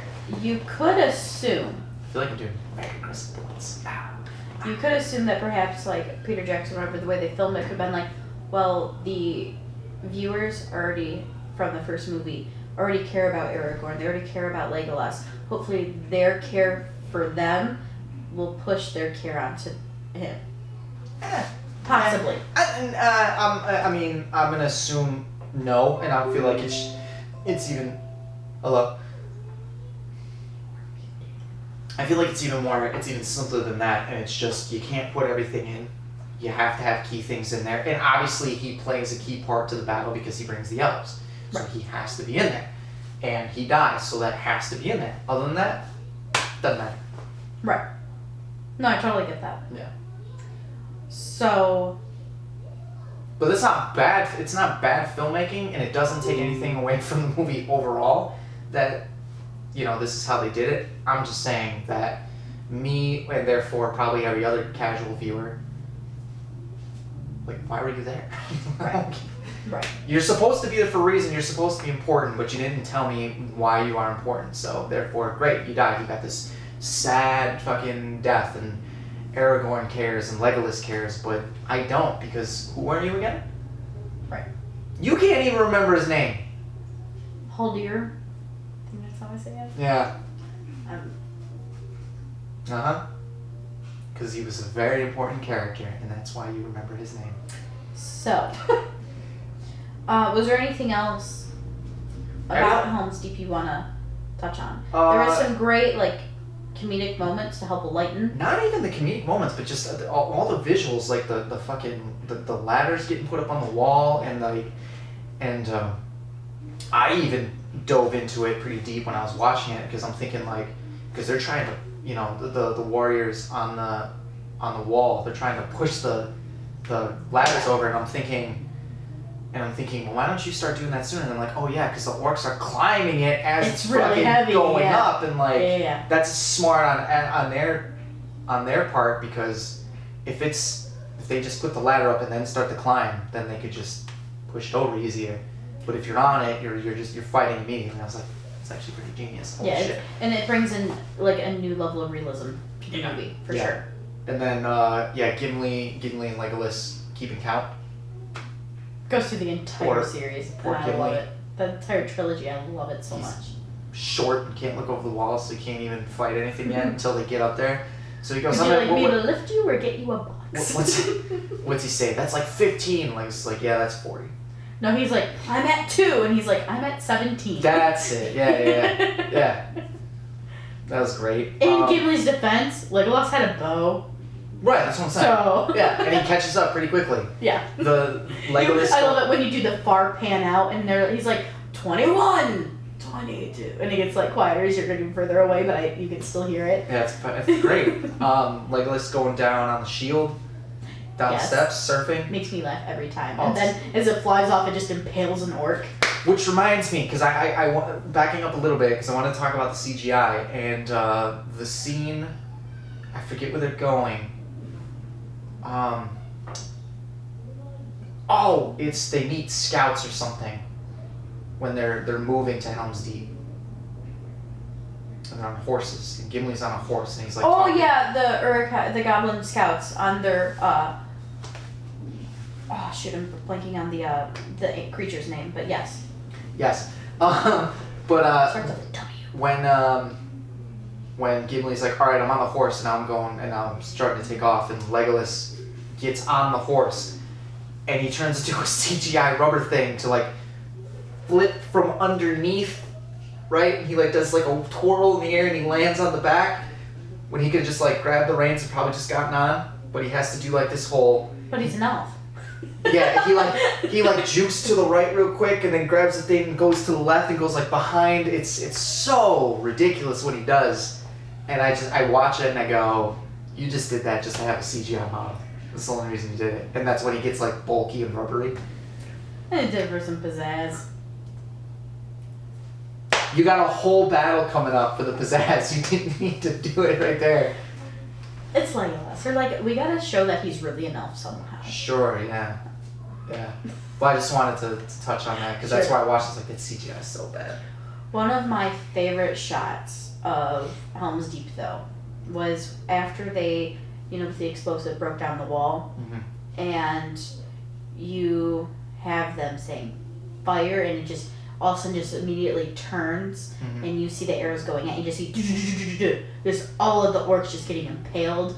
Don't know why, but I freaking love that scene. That part is just awesome. And it slows down there, which I know you were talking about how there's a lot of slow mo. Yeah. When the immediate turn and towards them slows down a bit, but the whole of it, just the the pacing felt great. Well, I'm okay with that slow-mo. It's like the slow motion earlier on when they're getting ready for the battle, like they're pulling the kids away and shit. Like, I see that part. type of slow-mo. Like the kind of the more of the stereotype trying to pull the heartstrings sort of. Yeah, like it doesn't need to be there, but it's there. That type of shit. When it's in the battle, I'm okay with that. Or like elf guy dying. Like, you don't have to really be in slow-mo either, but... Sure.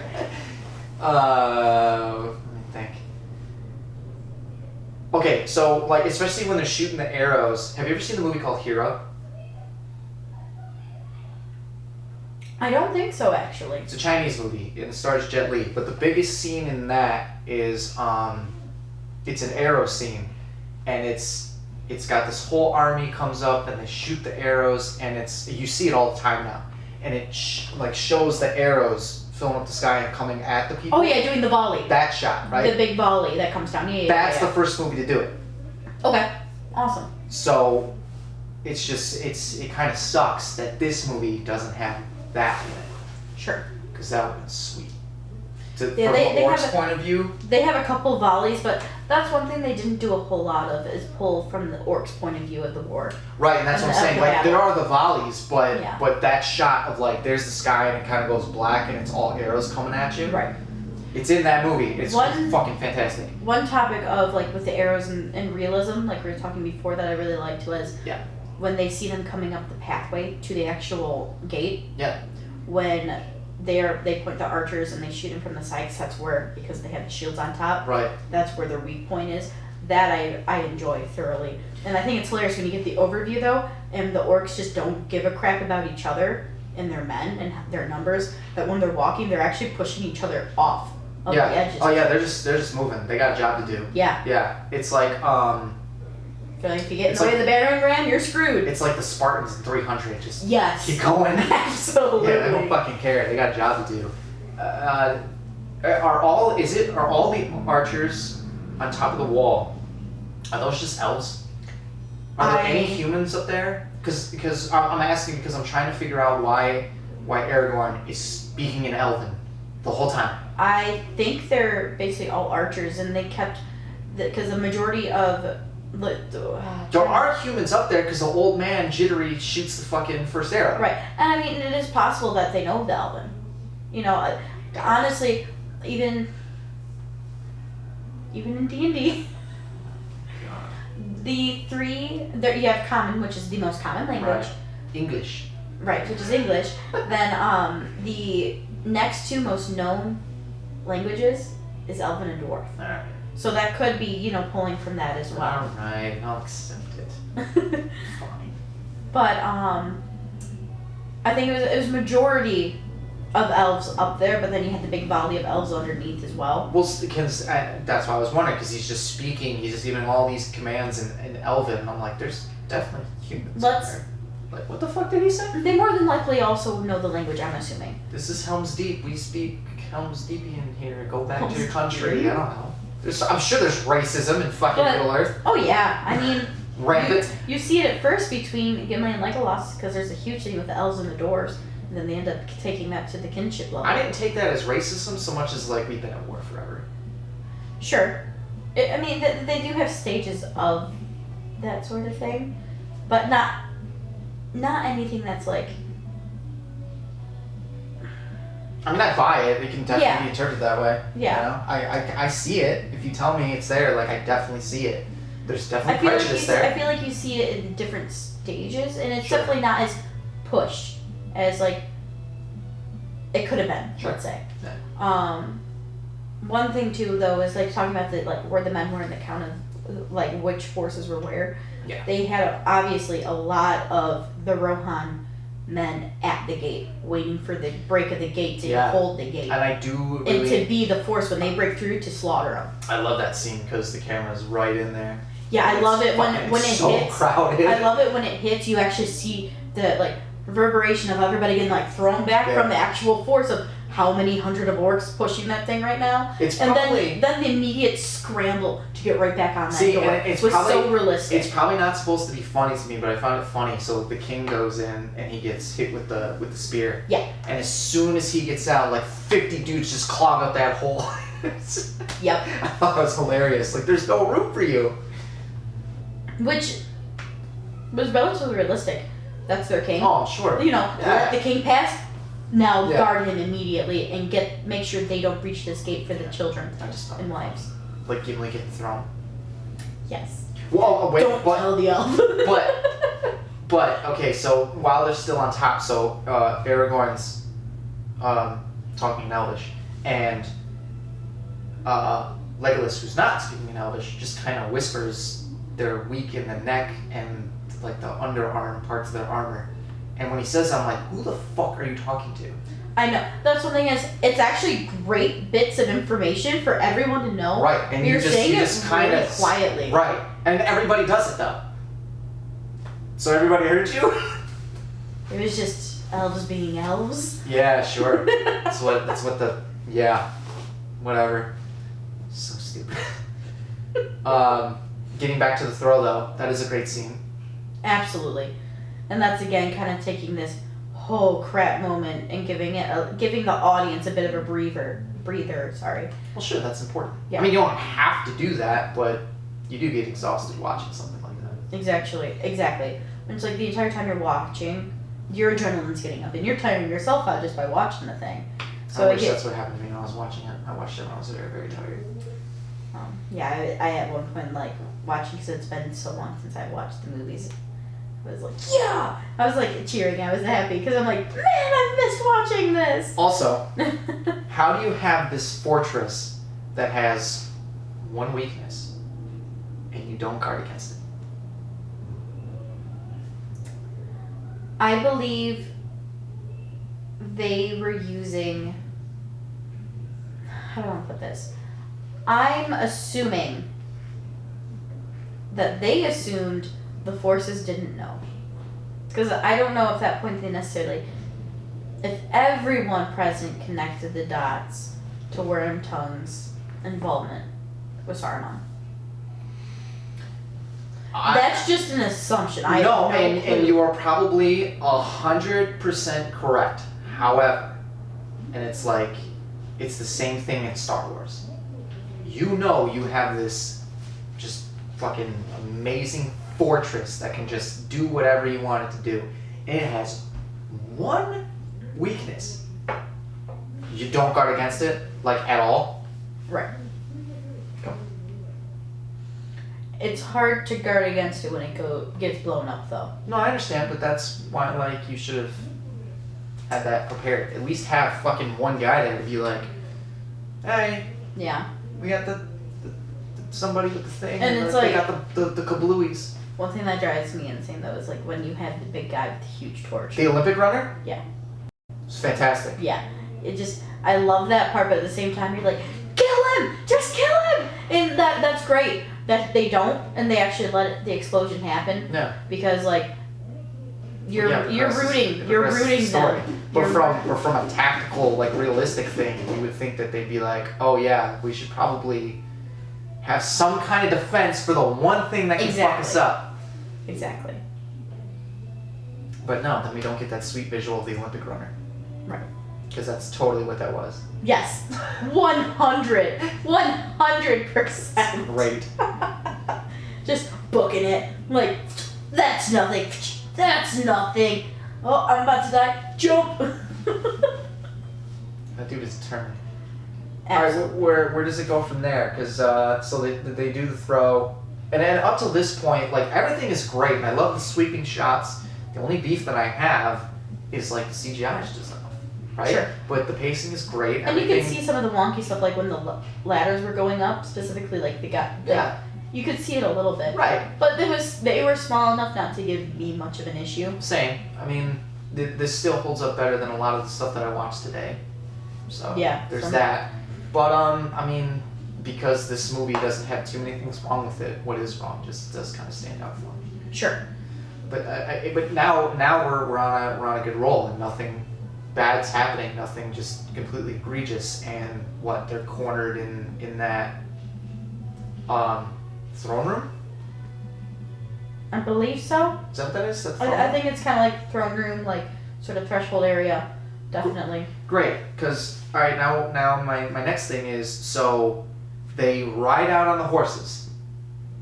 Mm-hmm. cool. I can suspend my disbelief that they can't just gut the horses right there. Fine, I'm cool with that. That these 4 or 5 horses can just bulldoze through all these armored fucking jagged tooth weird sword carrying creatures. Fine. But they break into the throne room, and I'm assuming that in the back is a passage to get to like the women and children. Yes. Okay. Yeah, there's some sort of like passage to get to where they are. Fine.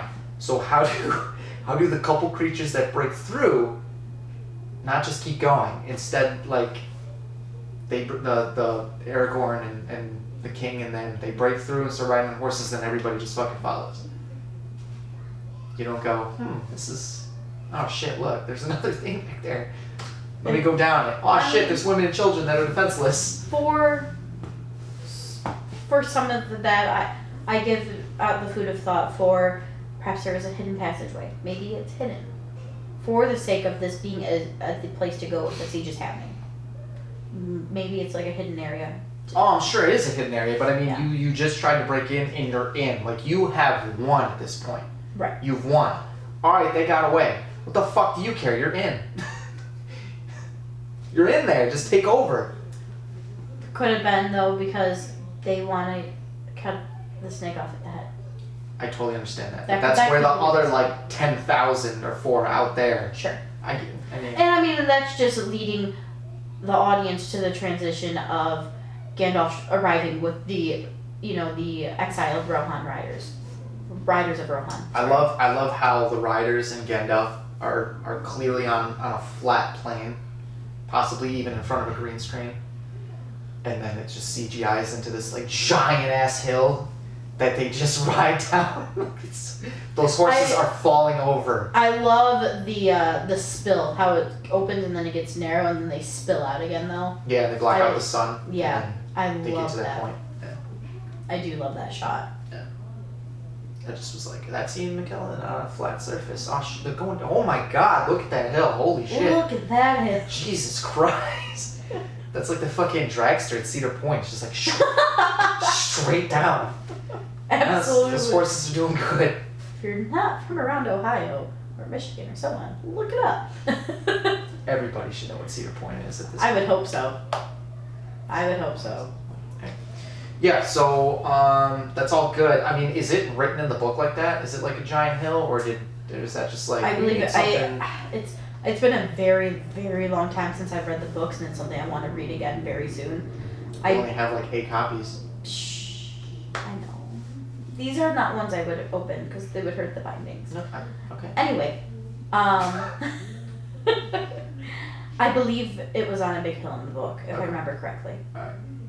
Because Helm's Deep is like just carved in the side of a mountain, yeah? Yeah, Alright. and I believe it's kind of like, I can't remember if it was just kind of like hills before you got to the mountains, or if it was kind of nestled in between 2 mountains, so it was like a pass in between some other stuff, and like in the beginning of a mountain range.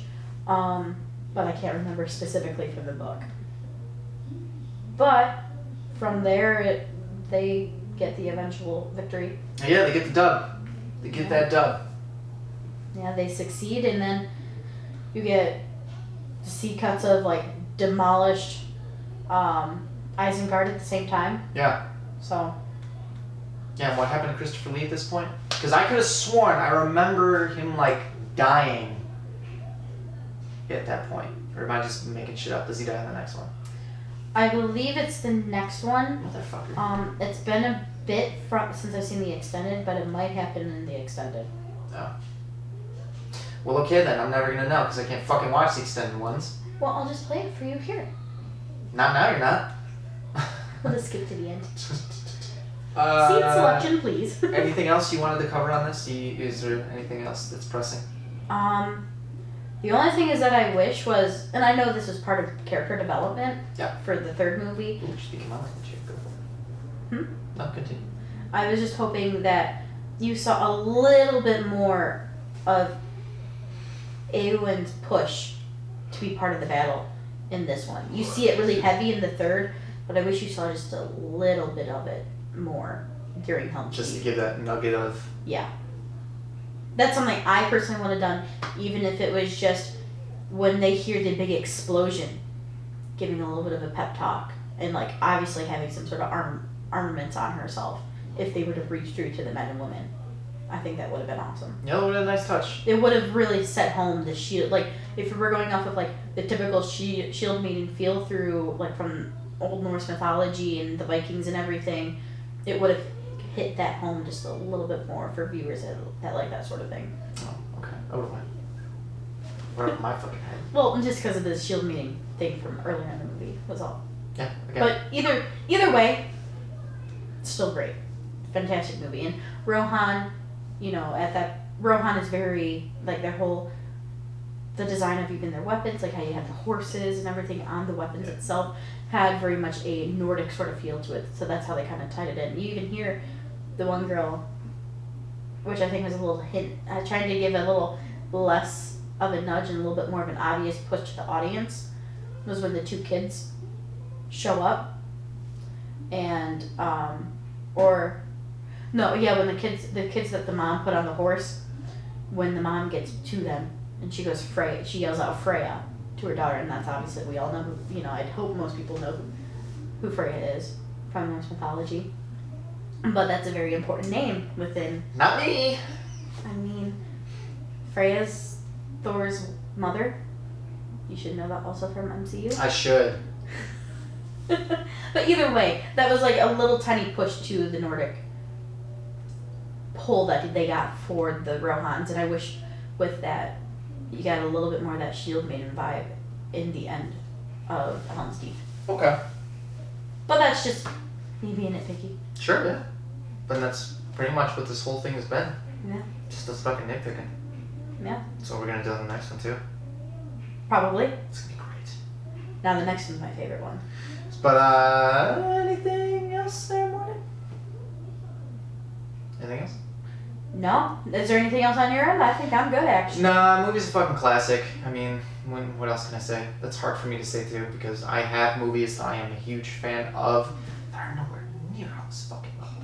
Like, I'm not that big of a Star Wars fan. I'm not that big of a Lord of the Rings fan. The things that I am a fan of, movies ain't as good as this. So, if they even have movies. Right, like the series that I know you like. Yeah, some of them have movies and should not.